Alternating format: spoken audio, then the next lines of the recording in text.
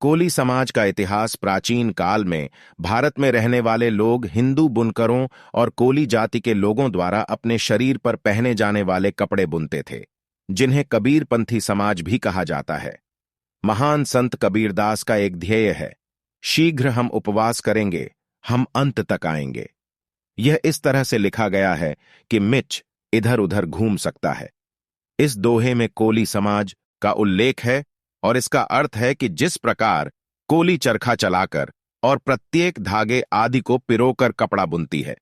कबीरदास का जन्म 1398। इससे पता चलता है कि यह समाज कम से कम 500 वर्षों से अस्तित्व में था और उनका काम कपड़ा बुनना है। सूर्यवंशी राजा मांधाता से उत्पन्न कोली समुदाय के लोगों का कहना है कि उनकी उत्पत्ति इससे कहीं पुरानी है। सूर्यवंशी राजा मांधाता से अपनी उत्पत्ति का पता लगाते हैं। राजा मांधाता इक्ष्वाकु वंश के एक राजा थे, जिन्होंने अयोध्या पर शासन किया था। भगवान राम का जन्म बाद में इसी इक्ष्वाकु वंश में हुआ था।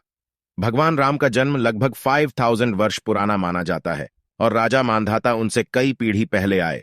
इससे आप अंदाजा लगा सकते हैं कि कोली समाज का इतिहास कितना पुराना है। राजा मांधाता उन्हीं की तरह परम प्रतापी राजा थे और पृथ्वी पर कोई दूसरा राजा नहीं था। उन्होंने महाशक्तिशाली रावण को पराजित किया।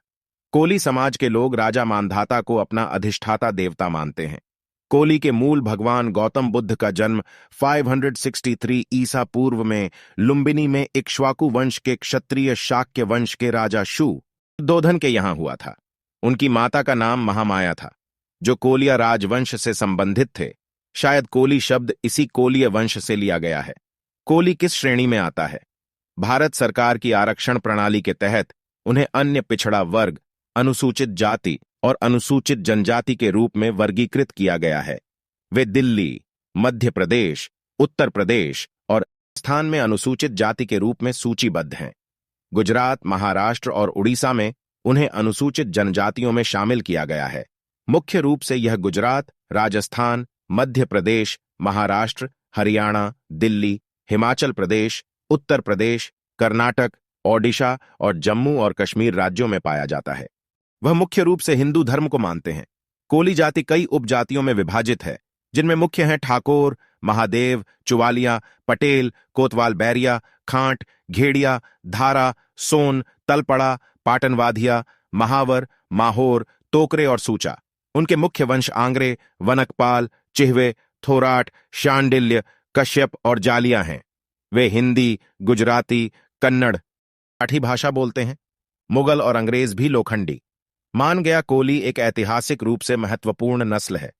इस जाति ने कई विद्रोहों और लड़ाइयों में सक्रिय भाग लिया है। जब मुगलों ने गुजरात पर शासन किया तो उन्हें सबसे पहले कोलियों से कड़ी चुनौती मिली। गुजरात के कोली मुगलों के खिलाफ थे। उसने मुगलों के विरुद्ध शस्त्र उठाया और मुगलों को पराजित किया। मुगल बादशाह औरंगजेब को भी गुजरात पर शासन करते हुए कोलियों से कड़ी चुनौती का सामना करना पड़ा था। 1830 में कोली सामंतों ने अंग्रेजों के खिलाफ हथियार उठा लिए और कई वर्षों तक कड़ा संघर्ष करते रहे। कोली सामंतों के विद्रोह को कुचलने के लिए अंग्रेजों को बल प्रयोग करना पड़ा। 1857 में भी कोली जाति के जागीरदारों ने अंग्रेजों के खिलाफ विद्रोह कर दिया।